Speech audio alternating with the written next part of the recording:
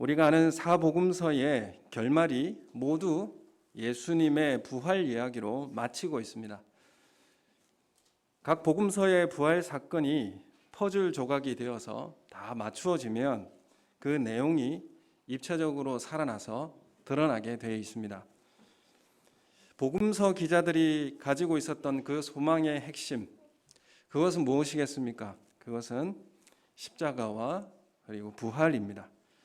그래서 우리의 가지고 있는 신앙의 두 기둥이 무엇이냐 하면 십자가 그리고 부활 신앙입니다. 십자가는 무엇입니까? 구약의 속죄의 제사의 완성을 뜻하고 있습니다. 그리고 부활은 무엇입니까? 그 속죄의 제사를 완전히 하나님께서 받아들이셨다. 그런 의미가 있습니다. 그래서 이 속죄의 제사를 완전히 다 연납하시고 그리고 이 사실을 믿는 자에게 구원을 주시겠다는 그런 확증이 무엇으로 나타나느냐 하면 부활로 나타나게 되는 것입니다. 그래서 십자가를 통해서 죄가 용서받고 구원받음의 증거가 무엇으로 나타나는가?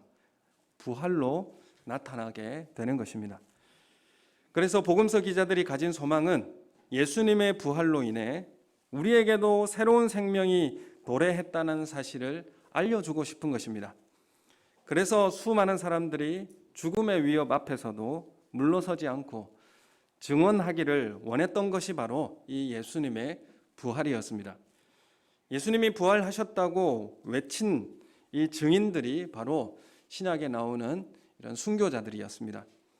그들은 부활의 증인이었고 순교하면서까지 증언했던 이유도 그들에게 부활이 있음을 확신했기 때문에 그렇습니다. 이 부활의 벅찬 소망을 설명하기 위해서 복음서 기자들은 예수님의 태어나심부터 차례대로 그렇게 기록한 것입니다. 그래서 오늘 구약에도 보면 이스라엘 백성들이 애굽의 압제와 죽음의 고통 가운데서 하나님께서 애굽의 10가지 재앙과 홍해를 건너서 이스라엘 백성들을 구원하셨습니다.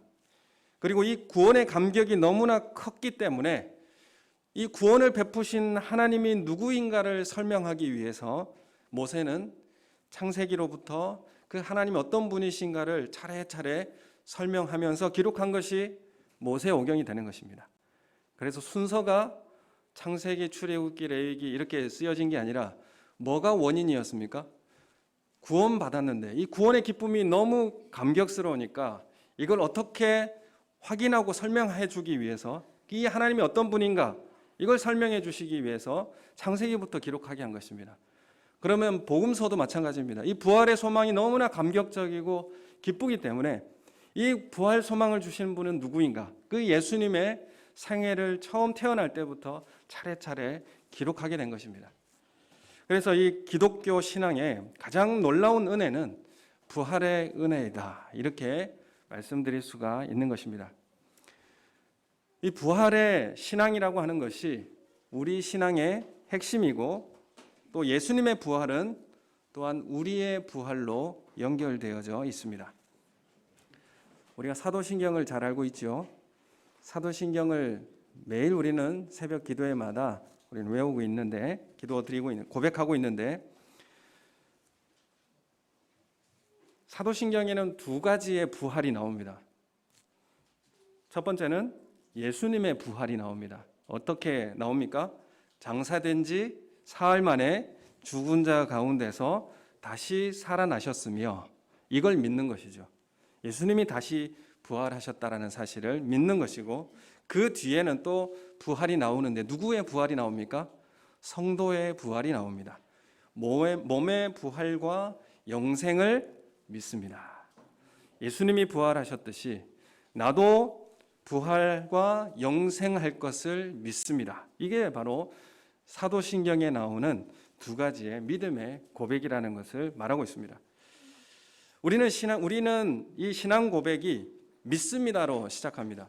우리가 개정된 이 사도신경을 보면 나는 믿습니다 이렇게 고백하지 않습니까? 그 무엇을 믿습니까? 처음에는 아버지 하나님께서 창조주 하나님이심을 믿고 또 그의 유일하신 아들 예수 그리스도를 믿습니다. 이렇게. 그리고 이 예수 그리스도는 다시 살아나신 분입니다. 이 사실을 나는 믿습니다. 이렇게 고백하는 것이 사도신경의 고백이지 않습니까? 그리고 나서 나의 부활과 몸의 부활과 영생을 나는 믿습니다. 이것이 우리가 가진 신앙의 고백입니다. 이게 기독교 신앙의 핵심이라 이렇게 말씀드릴 수가 있습니다. 그래서 이 성도의 부활, 우리의 부활은 영혼의 부활이 아니라 몸의 부활을 말씀을 하고 있는 것입니다. 영혼은 죽지 않습니다. 요한복음 5장 25절 말씀을 우리 함께 한번 읽어보도록 하겠습니다. 시작. 진실로 진실로 너희에게 이르노니 죽은 자들이 하나님의 아들을 음성을 들을 때가 오나니 곧 이때라. 듣는 자는 살아나리라. 아멘. 주님이 하나님의 아들의 음성을 들을 때가 오는데 곧 이때라. 듣는 자는 살아나게 될 것이다. 이렇게 말씀하시고요. 그리고 오늘 고린도전서 본문의 15장 51절 52절 말씀에 부활은 우리의 몸을 구원하는 것이다 라는 것을 말씀하고 있습니다. 시들지 않고 썩지 않고 죽지 않는 몸으로 영광스러운 몸으로 부활하는 것입니다.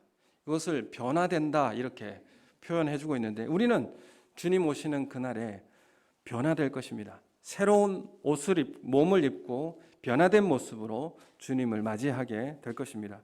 그래서 성경은 영혼과 몸을 함께 말합니다. 하나님께서 우리를 창조하실 때도 물질이 있었죠. 진흙을 빚으셔서 그 진흙 가운데 생기를 불어 넣으셨을 때에 사람이 되었습니다.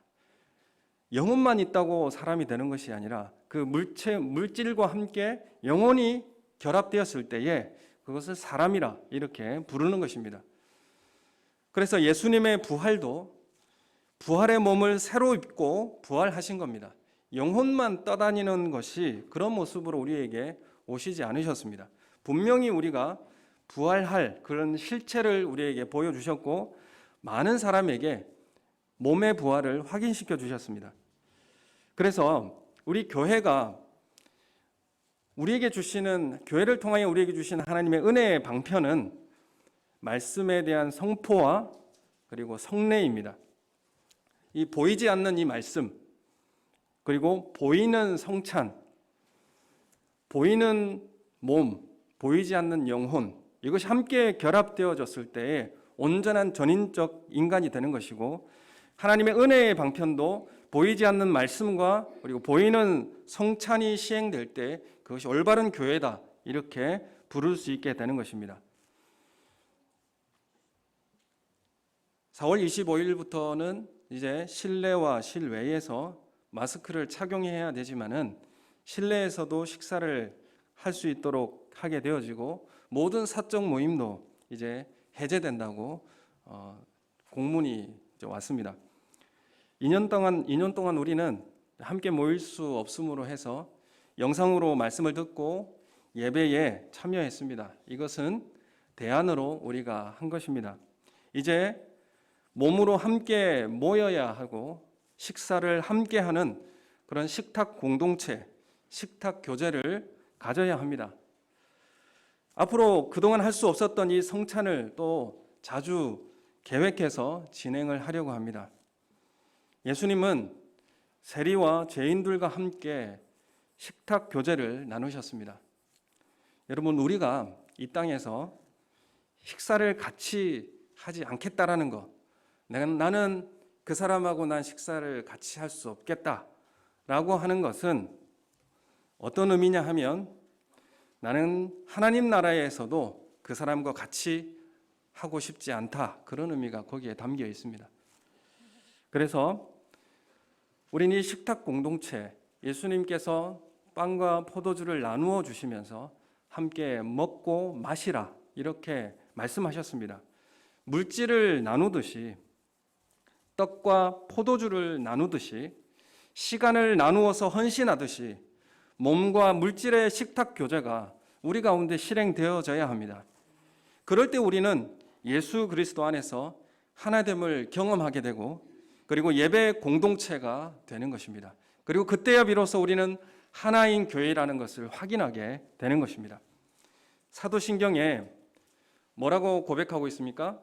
거룩한 공교회와 성도의 교제를 믿습니다. 이렇게 고백하고 있습니다. 거기에 이 식탁 교제와 나눔의 교제를 나는 필요하다는 사실 믿습니다. 은혜의 방편이라는 사실을 나는 믿습니다. 이렇게 고백하는 것입니다. 그래서 말씀 선포와 성도와의 나누는 교제가 있어야 그래야 믿음이 성장하게 될 줄로 믿습니다. 여러분, 우리의 몸의 헌신과 또한 고난 그리고 섬김 그리고 교제와 떡과 빵을 나누는 것, 이런 것들이 우리 가운데 있을 때에 우리 믿음이 성장하게 된다는 사실을 우리에게 말씀하고 있습니다. 그래서 부활한 우리는 영원히 사는 은혜를 누리게 되는 것입니다.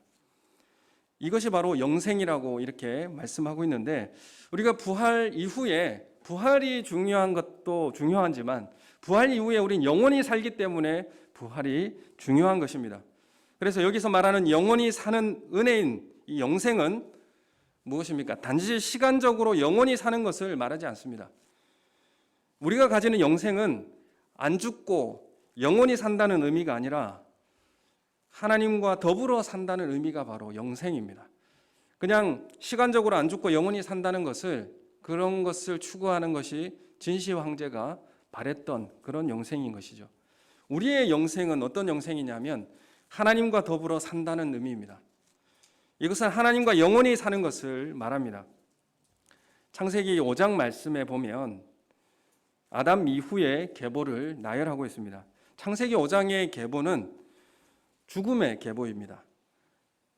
5장 3절에서 5절 말씀 우리 함께 읽겠습니다. 시작. 아담은 130세에 자기의 모양 곧 자기의 형상과 같은 아들을 낳아 이름을 셋이라 하였고, 아담은 셋을 낳은 후 800년을 지내며 자녀들을 낳았으며 그는 930세를 살고 죽었더라. 아멘. 지금 아담의 계보는 어떻게 끝나냐면 다 죽었다로 끝납니다. 죽었고 죽었는데 어떻게 한 세대를 이야기하느냐면 낳고 낳았으며 죽었더라. 이게 창세기 5장의 패턴이고 아담의 계보의 죽음의 계보입니다. 그런데 에녹에게 와서 이 죽음의 패턴이 달라집니다. 창세기 5장 21절부터 23절 말씀을 함께 읽겠습니다. 시작. 에녹은 65세에 무드셀라를 낳았고 무드셀라를 낳은 후 300년을 하나님과 동행하며 자녀를 낳았으며 그는 365세를 살았더라. 아멘. 에녹에 와서는 낳고는 같은데 죽었다가 아니라 살았더라 이렇게 마칩니다. 이 에녹은 왜 죽지 않고 살았을까요? 왜 죽었다라고 이야기하지 않고 살았다라고 이렇게 고백할까요? 그 이유는 24절에 나옵니다. 24절 말씀을 같이 읽겠습니다. 시작. 에녹이 하나님과 동행하더니 하나님이 그를 데려가심으로 세상에 있지 아니하였더라. 아멘. 왜 살았습니까? 살았다라고 하는 그 표현의 그 이유는 무엇이냐면 하나님과 동행하였더라. 이것을 말씀하고 있는 것입니다. 죽음의 계보 가운데 이어졌던 그 삶이었는데 에녹만이 세상에 있지 않고 살았더라. 이렇게 말씀하고 있습니다. 하나님과 동행할 때에 죽음의 계보가 에녹에게는 역사하지 못했습니다. 에녹은 죽었다라는 기록 없이 하나님께서 세상에서 데려가셨습니다. 히브리서 말씀에도 보면 히브리서 11장 5절 말씀에 보면 같이 읽겠습니다. 시작. 믿음으로 에녹은 죽음을 보지 않고 옮겨졌으니 하나님이 그를 옮기심으로 다시 보이지 아니하였느니라. 그는 옮겨지기 전에 하나님을 기쁘시게 하는 자라 하는 증거를 받았느니라. 아멘. 믿음으로 에녹은 죽음을 보지 않고 옮겨졌다. 이렇게 히브리서 기자가 말씀하고 있습니다. 여러분, 우리는 영생이라고 하는 것이 시간적으로 그냥 영원히 사는 그런 문제가 아닙니다. 영생이라고 하는 것은 주님과의 동행을 의미하고 있습니다. 주님과의 교제를 말하고 있습니다. 여러분, 우리가 부활 생명을 가졌다고 한다면 그 부활 생명은 무엇인가 하면 주님과 내가 교제하고 있습니다. 내가 주님과 동행하고 있습니다. 그런 고백입니다. 왜 그럴까 저는 생각해 봤습니다. 왜 하나님과 교제하고 대화하는 게 영생일까? 왜 하나님과 교제하고 동행하는 게 영생일까라고 고민을 해봤는데, 내가 예수님을 알고 대화하고 사귐을 누릴 수 있는 것은 우리에게 신적 생명이 있기 때문에 가능한 겁니다. 내가 하나님적 생명이 나에게 있기 때문에 내가 하나님과 대화할 수 있는 것이고요, 내가 그 생명이 내가 있기 때문에 주님의 음성을 듣고 같이 동행할 수 있는 겁니다. 내가 살아있기 때문에. 이런 사실을 믿으시는 우리 성도님 되길 원합니다. 여러분, 그래서 나를 지으신 창조주 하나님과 여러분 교제하고 계십니까? 하나님과 동행하고 계십니까? 이 동행한다라는 말은 내가 보폭을 같이 걸어간다는 그런 의미가 있습니다. 주님이 걸어가실 때 나도 한 발자국 걸어가고 같이 그 보폭을 맞추어서 걸어가는 것입니다. 부활하신 주님을 우리는 매일 만나고 함께 사는 것을 부활 영생을 소유한 사람이다, 이렇게 말하고 있는 것입니다. 이것이 영생을 살아가는 삶의 모습이라 이렇게 우리에게 가르쳐주고 있습니다. 요한복음 5장 24절 말씀에 보면 우리 함께 읽겠습니다. 시작. 내가 진실로 진실로 너희에게 이르노니 내 말을 듣고 또 나 보내신 이를 믿는 자는 영생을 얻었고 심판에 이르지 아니하나니 사망에서 생명으로 옮겨졌느니라. 아멘. 여기 보면 내 말을 듣고 나 보내신 이를 믿는 자는 영생을 얻었고 이렇게 말하고 있습니다. 얻었고라고 이 말이 가지다라는 그런 의미입니다. 영생을 가지고 이런 의미인데, 이 가지다라고 하는 이 동사가 현재형입니다.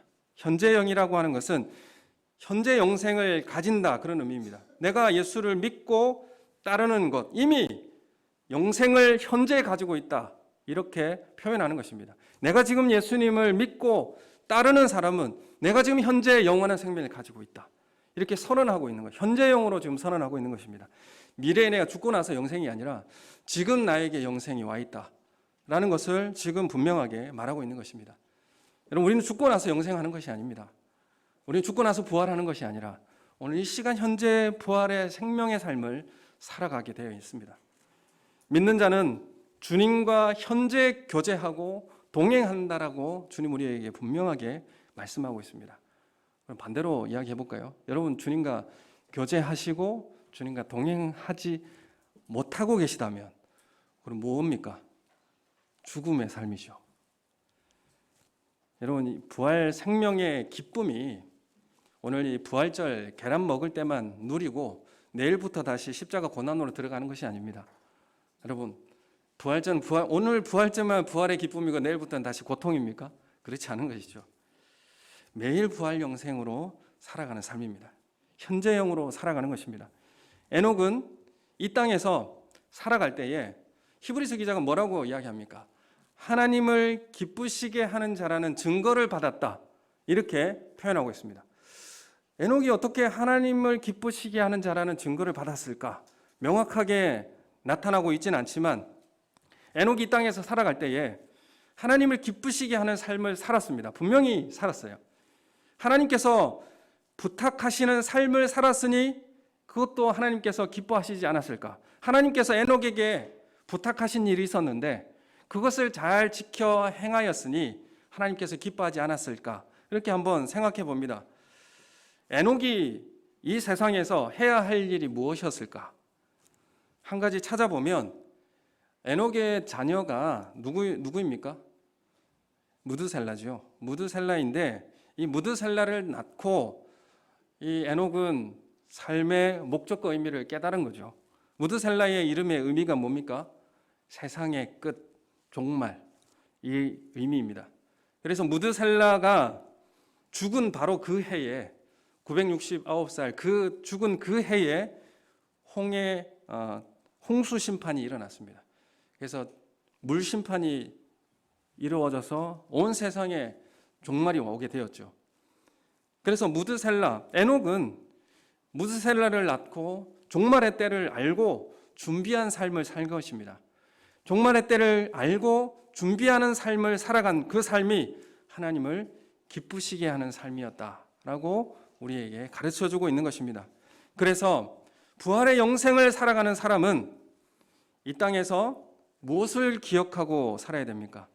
하나님께서 우리에게 맡겨주신 사명을 기억하고 살아야 합니다. 그것이 우리가 매일매일 살아가는 부활의 영생을 누리며 살아가는 삶이라는 사실을 믿으시기를 소원합니다. 여러분, 부활 생명을 가진 사람은 주님이 맡기신 사명에 순종하는 삶을 살아가게 됩니다. 힘들고 어렵더라도 인내하며 그 길을 걸어가게 됩니다. 그 사람이 바로 부활 영생을 소유한 사람입니다. 우리는 이 땅에서 살다가 잠깐 후면 오실 이가 오시리니 지체하지 아니하시리라, 이렇게 말씀하십니다. 여러분, 우리가 매일매일 주님과 부활의 영생을 누리는 삶을 사시길 소원합니다. 매일매일 주님과 교제하고 동행하시는 삶을 사시기 원합니다. 주님의 사명이 우리 가운데 기억되어지고 순종케 되어지는 삶이 되시길 소원합니다. 이런 삶이 바로 부활 영생을 소유한 삶의 모습이라는 것입니다. 저는 CTS라고 하는 이 방송에 매일 기쁘게, 내가 매일 기쁘게라고 하는 이 프로를 가끔 봅니다. 거기에 보면 간증하시는 분이 나오는데, 이번에 다시 노래할 수 있는 은혜라는 제목으로 박종호 장로님 편을 이제 보게 되었습니다. 박종호 장로님 잘 아시죠? 박종호 씨 그 찬양사인데 우리나라를 대표하는 그런 찬양사입니다. 나를 지으신 이가 하나님, 이 찬양도 부른 분이고, 그래서 많은 분들이 잘 알고 있는 복음 찬양사의 거장이죠. 근데 이 박종호 장로님이 한 번은 뇌출혈로 쓰러지셨고, 이걸 이제 본인은 맛보기라 이렇게 이야기를 합니다. 두 번째는 이 이후에 간암을 겪으면서 간 전체에 암이 전이되어서 도저히 손을 쓸 수 없는 그런 상황에 죽음의 선고를 받게 됩니다. 간 전체에 암이 다 퍼졌기 때문에 살릴 수 있는 방법은 생간을 이식하는 방법밖에는 없다는 그런 선고를 받게 됩니다. 그런데 이 박종호 씨는 너무 체중도 거구이다 보니까 간도 너무 커서 한 사람 거를 떼가지고는 안 돼서 두 사람 분량을 떼서 붙여야 된다, 이런 판결이 나왔습니다. 그래서 찾아본 결과 자신의 두 딸이 아버지에게 간을 3분의 2 이상을 각자 떼어주기로 서약을 하였습니다. 그리고 그 간을 떼어주는 수술 시간이 14시간이 걸린다고 하는데, 그 14시간 간을 잘라내면서 고통을 겪으면서 딸들이 그렇게 절개를 했습니다. 두 딸이 다 서약을 하고 죽음의 그런 위협을 무릅쓰고 사인을 하고 수술대에 올라갔는데, 다행히 둘째 딸이 간이 너무 커서 그 한 사람 분량으로 다 채워지게 되었다, 이렇게 이야기를 합니다. 그런데 이 간 이식이라고 하는 것이 너무나 고통스러워서 이게 굉장히 많은 시간도 걸릴 뿐더러 간을 잘라내기 때문에 통증이 너무 심하다고 합니다. 그래서 24시간 내내 진통제를 맞아야 하고, 진통제를 맞아도 그 진통이 줄어들지 않아서 몸을 떨고 그렇게 부들부들 떨고 그렇게 힘들게 보내야만 했다고 합니다. 이 고통 가운데 간을 떼어내고 이렇게 몸을 떨고 있는 이 딸의 모습을 박종호 장로님이 본 겁니다. 이 딸에게 이런 고통을 주면서까지 내가 살아야 하는가, 이런 생각이 들면서 묵윤실에서 수없이 많이 울었다고 합니다. 나중에 6개월이 지나고 난 다음 90% 이상 둘 다 간이 재생되었고 회복이 다 되었습니다. 그리고 이 아빠가 딸에게 물어봤습니다. 그 무서운 수술 왜 했어? 이렇게 물어봤더니 그때 딸이 이렇게 대답했다고 합니다. 내가 안 자르면 아빠가 죽잖아. 다른 방법이 없잖아. 간을 자르는 것밖에 다른 방법이 없잖아. 그래서 이 이야기를 듣고 박종호 장로님이 하나님 아버지의 생각을 했다고 합니다. 하나님은 나를 살리고 싶은데 아들을 십자가에서 찢어서 죽이는 방법 외에는 다른 방법이 없는데, 십자가로 끌려가는 아들을 보면서 하나님 아버지의 마음은 얼마나 아프셨을까 생각하면서 묵윤실에서 그토록 많이 울었다고 합니다. 나중에 딸이 아빠를 보면서 이야기했다고 합니다. 아빠가 이 세상에 살아있어줘서 너무 고맙다. 이 말이 주님이 우리에게 하시는 말 것 같습니다. 네가 살아있어줘서 너무 고맙다. 이 박종호 장로님이 수술 후에 너무 홀쭉한 모습으로 나타나셨습니다. 그동안 큰 무대에서 공연을 했는데 이제는 불러주는 작은 교회, 시골 교회 어디든 필요한 곳이면 거기 가서 찬양하고 간증하겠다 이렇게 고백을 합니다. 그래서 이렇게 고백하는데 내가 있어서 그들이 행복할 수만 있다면 어디든지 가고 싶다 이렇게 고백하는 것을 제가 보았습니다. 여러분 우리가 부활을 산다는 것, 이 박종호 장로님이 다시 죽음을 그 경험을 통과하고 다시 살았을 때에 하나님 왜 나를 살리셨을까? 왜 하나님 나를 살려주셨습니까? 부활의 영생을 사는 것은 이 땅에서 살아야 하는 사명을 기억하고 살아가는 것입니다. 나를 아직 이 땅에 남겨주신 이유는 아직 할 일이 있기 때문에 그렇습니다. 부활을 사는 우리 성도님, 이 사실을 기억하시고 부활의 영생을 매일 사시며 주님과 함께 교제하고 함께 동행하고 주님이 우리 이 땅에 맡기신 사명을 잘 순종하고 준행하시는 우리 성도님들 되시기를 소원합니다. 주님 우리에게 우리에게 말씀하십니다. 이 땅에 살다가 잠깐 후면 오실 리가 오시리니 지체하지 않으시리라. 이렇게 우리에게 부활의 주님이 우리에게 말씀하고 계십니다. 이 믿음 가지고 우리가 살아가는 부활의 영원한 생명을 매일매일 살아가시는 우리 성도님들 되시기를 예수님의 이름으로 축원합니다. 오늘 우리 찬양으로 함께 찬양했으면 좋겠습니다. 이 박종호 장로님이 대표적인 찬양인데 나를 받으시옵소서 이 찬양입니다. 우리 이 찬양 같이 찬양하면서 우리가 헌신하고 또 다시 주님 앞에 순종을 결단하고 또 주님 맡기신 그 사명을 다 감당하는 부활 생명을 살아가기로 결단하면서 이 찬양 부르실 때 준비한 헌금 드리도록 하겠습니다.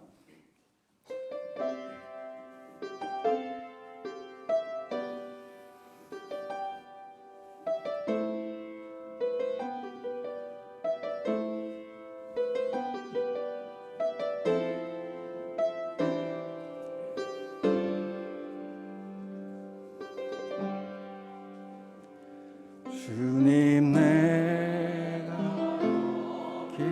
기사오니 나를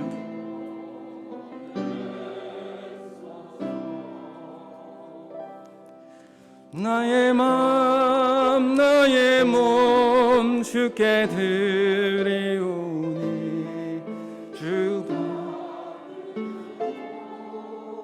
주님 내가 여기 있사오니 주님 내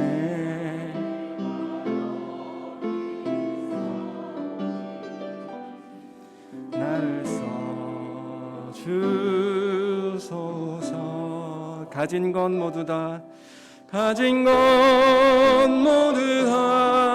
주께 드리오니 주 받으옵소서.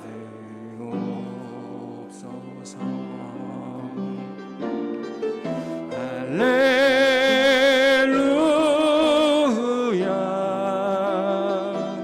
할렐루야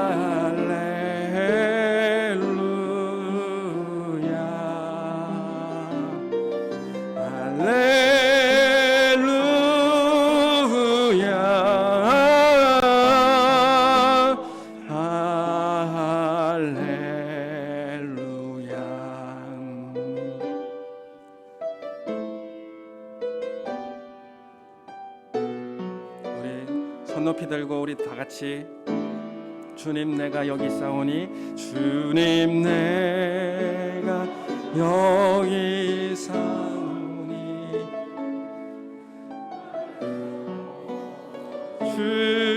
주소서. 나의 나의 맘 나의 몸 주께 드리오니 주 받으옵소서.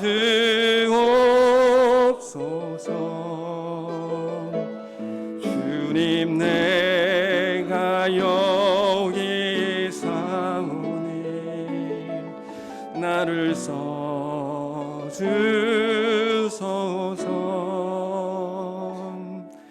가진 것 모두 다 주께 드리오니 주 받으옵소서. 할렐루야. 찬양하겠습니다. 할렐루야.